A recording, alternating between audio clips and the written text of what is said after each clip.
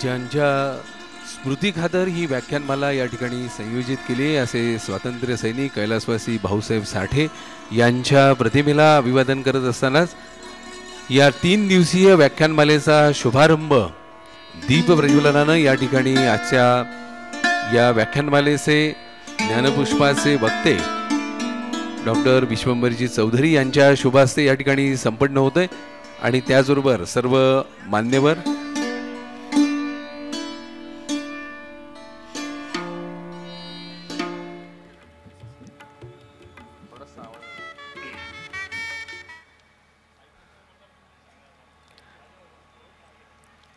समाजासाठी उपयुक्त असे प्रबोधनात्मक विचार देणारी ही व्याख्यानमाला एका अर्थानं अज्ञान दूर करणारी आणि याच ज्ञानाचं प्रतीक असणाऱ्या दीपाचं प्रज्वलन करून या ठिकाणी मान्यवरांच्या हस्ते आपण व्याख्यानमालेचा शुभारंभ करतो आहोत।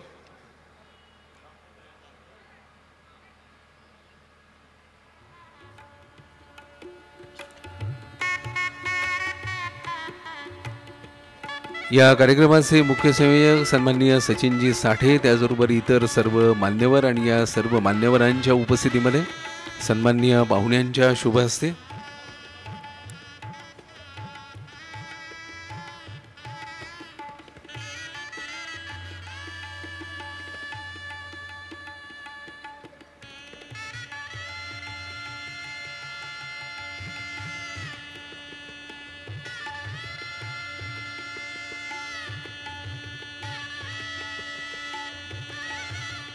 मागच्या बाजूला उभ्या असणाऱ्या सर्वांना नम्रतेची विनंती आहे। समोर आपण बैठक व्यवस्था केलेली आहे, त्या ठिकाणी येऊन बसून घेण्याची कृपा करावी अशी नम्रतेची विनंती आपल्याला करण्यात येते आहे।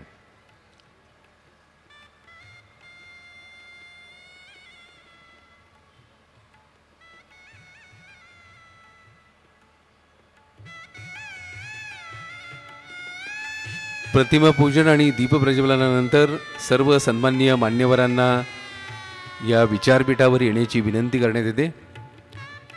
आजचे वक्ते विश्वंभरजी चौधरी, त्याचबरोबर सन्माननीय मारुती भापकर, त्याचबरोबर राजाभाऊ गोलांडे, त्याचबरोबर इतर मान्यवरांना विनंती करण्यात येते।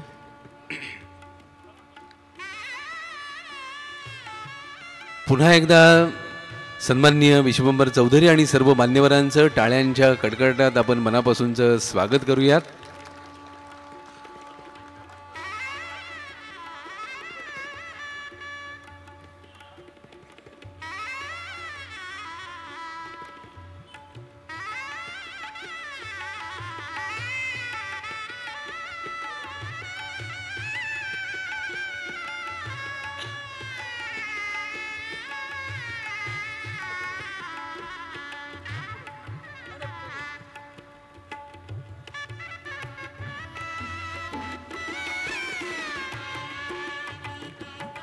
सुस्वागतम। या देशातील सर्वात तरुण पंतप्रधान म्हणून ज्यांची ख्याती आहे आणि त्याचबरोबर माहिती तंत्रज्ञान आणि त्याचबरोबर इतर आधुनिक विश्वाचं जगाशी असलेलं नातं भारताशी ज्यांनी दृढ केलं आणि IT क्षेत्राबरोबरच संगणक क्रांती ज्यांनी घडवून आणली ते स्वर्गीय राजीवजी गांधी यांच्या नावानं स्थापन झालेल्या आणि त्याचबरोबर कबड्डी स्पर्धांबरोबरच विद्यार्थी गुणगौरव आणि त्याचबरोबर इतर सांस्कृतिक कार्यक्रमामुळं क्रीडा सांस्कृतिक आणि सामाजिक योगदानामुळं अल्पावधीतच नावाजलेल्या या स्वर्गीय राजीव गांधी सेवा प्रतिष्ठानच्या वतीनं गेल्या 4 वर्षांपासून समाजाचं प्रबोधन करण्यासाठी ही व्याख्यानमाला या ठिकाणी संयोजित केली आहे। खरं तर नव्या वर्षाचे आणि नव्या वर्षाच्या पहिल्या दिवसाचे नवीन संकल्प घेऊन आपण या वर्षाला सामोरं जात असताना या प्रतिष्ठानच्या वतीनं आणि या व्याख्यानमालेचे मुख्य संयोजक सन्माननीय सचिनजी साठे यांच्या वतीनं आपल्या सर्वांचं मनपूर्वक स्वागत करत असतानाच या नववर्षासाठी आपल्याला मनपूर्वक सदिच्छा आणि शुभेच्छा व्यक्त करत असतानाच सुरुवातीला आपण या मंचावरती विराजमान असणाऱ्या सर्व मान्यवर पाहुण्यांचं आपल्या सर्वांच्या वतीनं स्वागत आणि स्वागतपर सन्मान आपण करूयात। सन्माननीय मान्यवरांच्या या स्वागतापूर्वी ज्यांच्या पुढाकारातून या प्रतिष्ठानची स्थापना झाली आणि प्रतिष्ठानच्या माध्यमातून विविध स्वरूपाचे सांस्कृतिक, सामाजिक आणि क्रीडाविषयक उपक्रम सातत्यानं आयोजित केले जातात. एक धडाडीचं खंबीर असं नेतृत्व आणि समाजासाठी तत्परतेनं एक सामाजिक ऋण मानून सदैव समाजकार्यामध्ये झोकून देणारा एक आदर्शवत असा कार्यकर्ता, आपला सर्वांचा परिचित असा लाडका महाराष्ट्र प्रदेश काँग्रेस कमिटीचे सचिव सन्माननीय सचिनजी साठे यांना मी विनंती करतो की या निमित्तानं आपण प्रास्ताविक सुरुवातीला करावं आणि त्यानंतर आपण सन्माननीय पाहुण्यांचे स्वागत करूयात. सर्वांना नवीन वर्षाच्या मनपूर्वक हार्दिक शुभेच्छा. स्वर्गीय राजीव गांधी सेवा प्रतिष्ठानच्या वतीनं या ठिकाणी प्रतिवर्षाप्रमाणे नवीन वर्षाच्या सुरुवातीला या गावचे सुपुत्र व स्वातंत्र्य सैनिक कैलासवासी भाऊसाहेब साठे यांच्या स्मृतिप्रित्यर्थ या ठिकाणी व्याख्यानमाला प्रतिष्ठानच्या वतीनं हा उपक्रम सुरू करण्यात आलेला आहे. या व्याख्यानमालेच्या आयोजनापाठीमागे मूळ हेतू हाच आमचा सर्वांचा होता की चांगले जीवन जगण्यासाठी आध्यात्मिक विचार, चांगले आरोग्य व योग्य दिशा आपल्या जीवनाला असणे अत्यंत आवश्यक आहे. वरील बाबींचा एकंदरीत विचार करून प्रतिष्ठानने हा व्याख्यानमालेचा उपक्रम हाती घेतला. आपणा सर्वांना माहितीच आहे की प्रतिष्ठानच्या वतीनं विविध प्रकारचे उपक्रम वर्षभर या ठिकाणी घेतले जातात. मग शैक्षणिक असो, सांस्कृतिक असो, क्रीडा स्पर्धा अनेक या ठिकाणी आयोजित केल्या जातात. आरोग्यविषयक अनेक कार्यक्रम आयोजित केले जातात. आणि म्हणून ह्या भागामध्ये आपण कुठेतरी कमी पडत आहे याची जाणीव झाल्यानंतर 4 वर्षापूर्वी हा उपक्रम चालू केला. आणि विशेष करून मला काही व्यक्तींचा या ठिकाणी नामोल्लेख केला पाहिजे, ज्या व्यक्तींच्या खंबीर पाठिंब्यामुळे आम्ही या व्याख्यानमालेचा उपक्रम आजपर्यंत यशस्वी करू शकलो. त्यात म्हणजे माझे अत्यंत जवळचे मित्र, माजी नगरसेवक राजाभाऊ गोलांडे, आमचे जवळचे मित्र, संपूर्ण पिंपरी चिंचवड परिसराला परिचित असलेले, अनेक आंदोलनांमध्ये सहभागी असलेले, त्यांचा आणि आमचा समाजसेवेचा मार्ग एकच आहे, परंतु राजकीय थोडी अडचण असल्यामुळे, परंतु ध्येय मात्र एकच आहे चौधरी साहेब आमचं. आणि असे आमचे जवळचे मित्र मारुती भापकर, ह्या मंडळींनी मला सातत्यानं अनेक बाबींमध्ये मनापासून मदत करत असतात. त्यांचं सर्वप्रथम मी आपल्या सर्व ग्रामस्थांच्या वतीनं मनापासून आभार व्यक्त करतो की अतिशय चांगला उपक्रम तुम्ही घेण्यासाठी आम्हाला प्रोत्साहन दिलं. त्यामुळे सर्वप्रथम मी आपल्या सर्वांचं, आपल्या दोघांचं विशेष करून आभार व्यक्त करतो. आज या कार्यक्रमाला पहिले पुष्प गुंफण्यासाठी या व्याख्यानमालेमध्ये आपणा सर्वांना परिचित असलेले, आपण मीडियाच्या माध्यमातून, TV चॅनल्सनं, वर्तमानपत्रामध्ये ज्यांच्या मुलाखती वर्तमानपत्रामध्ये पाहतो, TV मध्ये त्यांच्या मुलाखती ऐकतो, पाहतो त्यांना, आणि ज्येष्ठ समाजसेवक अण्णा हजारे यांच्या खांद्याला खांदा लावून अनेक आंदोलनामध्ये सहभागी असलेले आणि आजही त्यांचे विचार संपूर्ण महाराष्ट्रात नव्हे तर देशात पोहोचवण्यासाठी प्रयत्न करणारे आमचे ज्येष्ठ मार्गदर्शक श्री विश्वंभरजी चौधरी यांचे आपल्याला अनमोल असे विचार आजच्या ह्या व्याख्यानमालेच्या निमित्ताने आपल्याला ही अतिशय सुंदर अशी पर्वणीच उपलब्ध झाली असं म्हणलं तर वावगं होणार नाही. असे विश्वंभरजी चौधरी यांचं मी मनपूर्वक प्रतिष्ठानच्या वतीने, ग्रामस्थांच्या वतीने मनपूर्वक स्वागत करतो.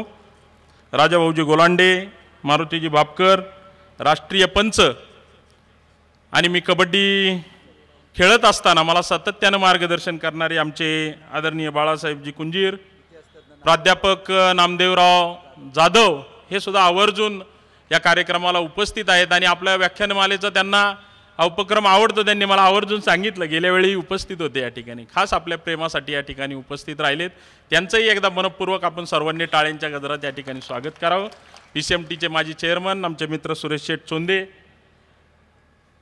आमचे पिंपळे निल्लक अखंड हरिनाम सप्ताहाचे अध्यक्ष निवृत्ती तात्या इंगवले, आमचे मार्गदर्शक डॉक्टर घोडके साहेब, आदरणीय लक्ष्मणरावजी दळवी, आणि या ठिकाणी समोर अनेक मंडळी जे आम्हाला सातत्यानं वेगवेगळ्या उपक्रमांमध्ये सहकार्य करतात, मार्गदर्शन करतात, असे अनेक मान्यवरांचं नाव मी या ठिकाणी घेऊ इच्छितो, परंतु वेळेची मर्यादा आपल्याला असल्यामुळे सर्व मान्यवर बंधू भगिनी आपल्या सर्वांचं मी प्रतिष्ठानच्या वतीने या ठिकाणी मनपूर्वक हार्दिक स्वागत करतो. आपणा सर्वांना माहिती आहे गेल्या 4 वर्षात अनेक नामवंत वक्त्यांना आपण ह्या व्यासपीठावरती आमंत्रण दिलं आणि त्यांनी आपल्याला मार्गदर्शन केलं. मग सिंधुताई सपकाळ असोत, नवल गुंदकर सर असोत, रामचंद्र देखणे असोत, आपले बनसोडे आपले बानगुडे पाटील असोत, माफ करा बानगुडे पाटील, अनेक मान्यवरांनी या ठिकाणी या व्यासपीठावरनं मार्गदर्शन केलेलं आहे. अशीच संधी आपल्या सर्वांचं सहकार्य जर मिळत राहिलं तर आम्ही भविष्यातही उपलब्ध करून देऊ आणि ते आम्ही आमचं भाग्य समजू. एवढंच बोलून मी जास्त न बोलता मुख्य वक्त्यांचे आपल्याला विचार ऐकायचेत. पुन्हा एकदा या ठिकाणी सर्वांचं स्वागत करतो. धन्यवाद. जय हिंद, जय महाराष्ट्र. प्रतिष्ठानच्या माध्यमातून करण्यात येणाऱ्या कार्याचा उल्लेख करत आणि सर्वांचा गौरवपूर्ण असा उल्लेख करत व्यक्त झालेल्या प्रास्ताविकानंतर आजच्या ज्ञानपुष्पाचे वक्ते डॉक्टर विश्वंभरजी चौधरी यांचं आपण सर्वांच्या वतीनं आणि प्रतिष्ठानच्या वतीनं मनपूर्वक हार्दिक स्वागत या ठिकाणी करूयात आणि टाळ्यांच्या कडकडाटात त्यांना मनपूर्वक शुभेच्छा व्यक्त करूयात.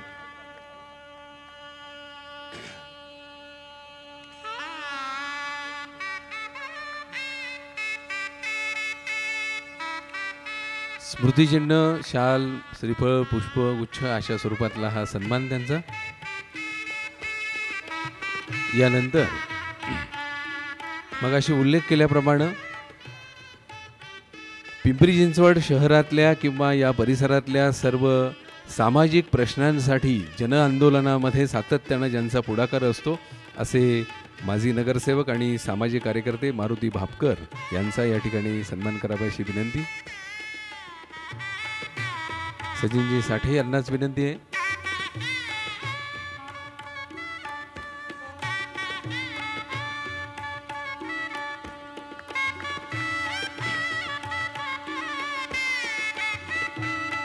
आणि याचबरोबर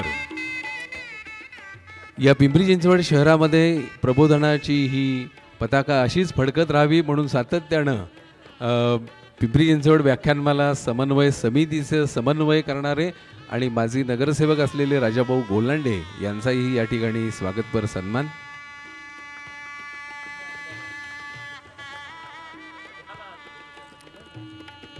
इतिहासाचा गाढा अभ्यास असणारे आणि ज्यांची अनेक पुस्तकं प्रकाशित आहेत असे इतिहास तज्ज्ञ प्राध्यापक नामदेवरावजी जाधव यांचाही या ठिकाणी आपण सन्मान करतो आहोत.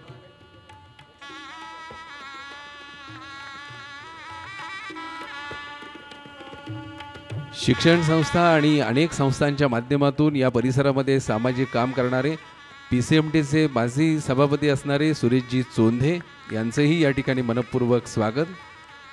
कबड्डी खेळासाठी आपलं आयुष्यभर योगदान देणारे राष्ट्रीय पंच असलेले सन्माननीय बाळासाहेबजी कुंजीर आणि याचबरोबर गावातल्या सांप्रदायिक आणि भक्तिपर अशा सर्व कार्यामध्ये ज्यांचं महत्त्वपूर्ण योगदान आहे असे अखंड हरिनाम सप्ताहाचे अध्यक्ष निवृत्ती तात्या इंगवले आणि त्याचबरोबर इतर सर्व उपस्थित गावकरी यांचंही या ठिकाणी स्वागत आणि स्वागतपर सन्मान करावा अशी विनंती करण्यात येते. सन्माननीय निवृत्ती तात्या इंगवले आणि त्याचबरोबर इतर मान्यवरांचंही मनपूर्वक स्वागत. सन्माननीय बाळासाहेबजी साठे, त्याचबरोबर सन्माननीय डॉक्टर घोडके, सुदामरावजी, सन्माननीय लक्ष्मणजी दळवी, डॉक्टर घोडके यांचा या ठिकाणी सन्मान होतोय, त्यांचंही मनपूर्वक स्वागत आहे.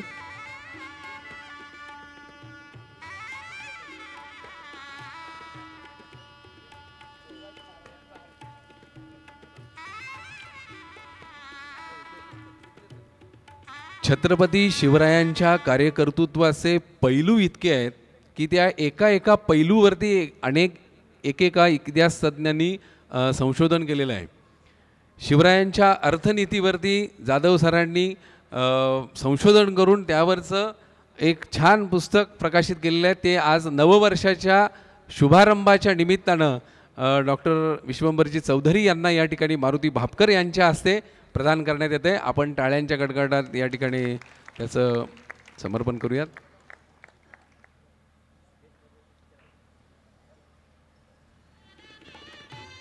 त्याचबरोबर उत्स्फूर्तपणे सरांचं मनपूर्वक स्वागत आहे नागरिकांकडनं.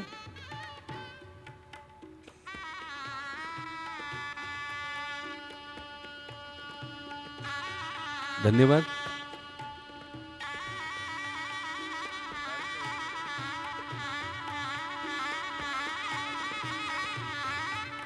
आणि सर्वांच्या वतीनं या ठिकाणी अण्णांच्या बरोबर ज्यांनी सामाजिक कार्यामध्ये फार योगदान दिलेलं आहे आणि या पिंपरी चिंचवड शहरामध्ये सच्चा कार्यकर्ता म्हणून सर्वांना परिचित असलेले, समाजासाठी सुद्धा त्याग किती असू शकतो अनेक वर्ष अनवाणी पायांनी त्यांनी काढलेली आहेत अनेक गोष्टींसाठी, समाजाच्या हितासाठी. आणि तसं त्यांचं पणसुद्धा होतं. पण अलीकडच्या काळामध्ये ते पूर्णत्वाला गेल्यामुळं त्यांच्या पायात आपल्याला चपला दिसतात. असे सामाजिक कार्यकर्ते मारुती भापकर. स्वर्गीय राजीव गांधी सेवा प्रतिष्ठानच्या वतीने स्वातंत्र्य सैनिक कैलासवासी भाऊसाहेब साठे स्मृती व्याख्यानमालेच्या कार्यक्रमाच्या निमित्तानं आजच्या या व्याख्यानाचं पहिलं पुष्प जे गुंफणार आहेत आणि ज्यांचे विचार ऐकण्यासाठी आपण आतुर आहात ते ज्येष्ठ समाजसेवक अण्णा हजारे यांचे सहकारी, ज्येष्ठ पर्यावरण तज्ज्ञ, समाजसेवक, आमचे स्नेही, आमचे मित्र श्री विश्वंभरजी चौधरी, इतिहासाचे गाडे अभ्यासक, आमचे दुसरे मित्र श्री नामदेवराव जाधव आणि पिंपरी चिंचवड व्याख्यानमाला समन्वय समितीचे अध्यक्ष आणि आमचे तिसरे मित्र राजाभाऊ गोलांडे, या व्याख्यानमालेचे संयोजक आणि आमचे चौथे मित्र सचिन साठे, श्री चोंदेजी, श्री वाळुंजी, मंचावरील सर्व मान्यवर, उपस्थितांमध्ये आमचे मार्गदर्शक श्री राणाजी, उपस्थित सर्व बंधू भगिनी आणि मातांनो, सर्वप्रथम या ठिकाणी आमचे मित्र साठे यांनी नववर्षाच्या निमित्तानं या ठिकाणी आपल्याला शुभेच्छा देण्याचा योग या ठिकाणी घडून आणला. तुम्हाला शुभेच्छा देत असताना त्यांचे मी मनापासून या ठिकाणी आभार मानतो, कारण तुमच्या सगळ्यांचं दर्शन आणि तुम्हाला शुभेच्छा देण्याचं भाग्य मला आजच्या या पवित्र दिनी मिळालं. मी फक्त 2 ते 3 मिनिटांमध्येच माझं मनोगत व्यक्त करणार आहे, कारण विश्वंभर भाऊंचे विचार आपल्या दृष्टीने अतिशय महत्त्वाचे आहेत आणि ते ऐकण्यासाठीच आपण आलेला आहात. भ्रष्टाचारमुक्त भारत या विषयावरती आज या ठिकाणी विश्वंभर भाऊ बोलणार आहेत. भ्रष्टाचाराच्या विरोधामध्ये सध्या जे काय संपूर्ण देशात वादळ वाहते किंवा कशा पद्धतीने त्याच्यावरती चर्चा सुरू आहे, मग त्यामध्ये शेवपेट्यांपासून चाऱ्यांपर्यंत आणि तुजीपासून कॉमनवेल्थपर्यंत म्हणजे आपल्या पुण्यापर्यंत या सगळ्या विषयांवरती वारेमाप अशा चर्चा त्याच्यावरती आपल्याला झालेल्या दिसतात. मग ते गल्लीत असेल, कट्ट्यावर असेल, गावात असेल, शहरात असेल, सगळ्या परिसरामध्ये चर्चा यावर सुरू असतात. परंतु या विरोधात संघर्ष करून या भ्रष्टाचाराचं निर्मूलन झालं पाहिजे अशा प्रकारची भूमिका घेऊन त्याच्यासाठी जो प्रयत्न सर्वसामान्य नागरिकांकडून व्हायला हवा होता तो 2 वर्षे अगोदरपर्यंत नागरिकांकडून होताना आपल्याला दिसत नव्हता. परंतु दिल्लीमध्ये आदरणीय अण्णांच्या माध्यमातून, आदरणीय अरविंदजी केजरीवाल यांच्या माध्यमातून जो संवेदनाहीन होत चाललेला समाज एकदम संवेदनशील झाला आणि एकदम रस्त्यावर उतरला. आणि काय त्याचा परिणाम झाला? संपूर्ण संसद हादरली, अण्णांना सलाम केला आणि जनलोकपालच्या संदर्भात 42-43 वर्ष जे बिल पेंडिंग पडलं होतं त्याच्यासाठी काही ना काहीतरी सरकारला हालचाल करावी लागली. आणि म्हणून खऱ्या अर्थानं भ्रष्टाचाराला थोडासा तरी पायबंद बसेल, त्याच्यावरती थोडेसे तरी निर्बंध येतील, अशा प्रकारच्या आशा या देशातल्या सर्वसामान्य नागरिकांच्या पल्लवीत झालेल्या आहेत. म्हणून या ठिकाणी भ्रष्टाचाराच्या संदर्भात बोलत असताना, संघर्ष करत असताना आम्ही त्याच विरोधात मागच्या 20-22 वर्षापासून संघर्ष केलेला आहे. परंतु जनतेचा जो काही पाठिंबा त्यासाठी मिळायला हवा तो मिळत नव्हता. अलीकडच्या काळामध्ये जनता संवेदनशील झालेली आहे आणि म्हणून आशेचा किरण आमचा खूप मोठा या ठिकाणी आम्हाला त्याच्यापासून आशा निर्माण झालेली आहे. मित्रांनो, या ठिकाणी या भ्रष्टाचाराच्या विषयाच्या संदर्भात विशंभर भाऊ सांगतील, परंतु पूर्वीच्या काळी जसा राजा तशी प्रजा असायची. आता जशी प्रजा तसा राजा. आम्ही कायम शिव्या घालतो, आम्ही कायम भ्रष्टाचाराच्या संदर्भात बोलत असताना राज्यकर्ते भ्रष्टाचार म्हटलं की सगळे मंत्री, आमदार, खासदार, नगरसेवक, ग्रामपंचायत सदस्य, जिल्हा परिषद सदस्य हे सगळ्या सर्वसामान्य जनतेचे टार्गेट असतात. हो, यापैकी अनेक जण भ्रष्टाचारामध्ये बरबटलेले आहेत, ते भ्रष्टाचार करतातच. परंतु प्रशासकीय अधिकारी जे सगळ्यात जास्त भ्रष्टाचार करतात ते मात्र दुर्लक्षित राहतात. आणि हे सगळं होत असताना जशी प्रशासन व्यवस्था भ्रष्ट आहे, लोकप्रतिनिधी भ्रष्टाचारी आहे, तशाच या भ्रष्टाचाराला काही अंशी आपण देखील जबाबदार आहोत याचं आत्मचिंतन देखील लोकांनी केलं पाहिजे. महानगरपालिकेच्या ज्यावेळी आपल्याकडे निवडणुका लागतात विशंभर भाऊ, त्यावेळी झोपडपट्टी स्लम एरियामध्ये, झोपडपट्टी परिसरामध्ये त्या ठिकाणी दारू वाटणे, मटण वाटणे, त्या ठिकाणच्या लोकांना भांडे वाटणे, साड्या वाटणे असला उपक्रम त्या ठिकाणच्या मतांच्या निमित्तानं सर्व उमेदवार प्रस्थापित पक्षांचे करत असतात आणि लोक आपले पवित्र मतदान विकत असतात. परंतु झोपडपट्टीतला नागरिक गरीब असतो, त्याच्या हातावरचं पोट असतं, तो त्याच्या परिस्थितीला स्मरून त्या काही रकमा किंवा ती काही वस्तू घेत असतो. पण हे काम फक्त आता झोपडपट्टीतले लोकच करतात का? जे चांगल्या टेल्को, बजाज अशा प्रकारच्या कंपनीमध्ये सर्व्हिसमध्ये असणारे लोक, IT कंपनीमध्ये असणारे लोक, फ्लॅटमध्ये राहणारे, 1-1 कोटीचा फ्लॅट, 1-1 कोटीचा बंगला, विशंभर भाऊ हे लोक आहे ना 2 वर्ष निवडणुका आल्या की बिलच भरत नाहीत. सगळेच नाही, मी सांगत, लाईटचं बिल भरायचं नाही, पाण्याचं बिल भरायचं नाही, आला उमेदवार की म्हणायचं बिल भरले, तेवढं बिल भरा, मतं देतो. आमच्या सोसायटीत ब्लॉक टाकून द्या म्हणणार, बोरवेल मारून द्या म्हणणार. त्याच्यानंतर काय सांगतात आहे का माहिती, पेंटिंग करून द्या, 2-2 लाख रुपयाचं पेंटिंग, अख्खी बिल्डिंगच्या बिल्डिंग, बंगलाची बंगला पेंटिंग करून द्या. एवढंच काय, पण होम मिनिस्टरचा कार्यक्रम विशंभर भाऊ असा निवडणूक आला की होम मिनिस्टर कार्यक्रम, नवरा सांगतो बायकोला जा की मिळेल तुला साडी, पैठणी मिळेल. होतं का नाही आपल्याकडे? मग आमच्या चिंचवड परिसरातले जोरात होतं, तुमच्याकडे होतं का नाही मला माहीत नाही. होम मिनिस्टर गरज दिलं जाते, गरज होम मिनिस्टरचा कार्यक्रम, आणि त्या ठिकाणी महिलांना बोलवलं जातं, त्या ठिकाणी चांगला निवेदक असतो. आमचे निवेदक बऱ्याच ठिकाणी जातात, आमचे मित्र आहेत चौगुले साहेब, ते काय जातात, त्यांचं काम आहे, त्यांना बोलवलं की जातात. परंतु मला हे कळत नाही की आम्ही कष्ट करतो 5 वर्षे कायम आपल्या जीवनात कष्ट करतो, आपल्या मुलाबाळांना खाऊ पिऊ घालतो, आपल्या बायका पोरांना आईला आपण कपडे लत्ते घेतो, आणि एका साडी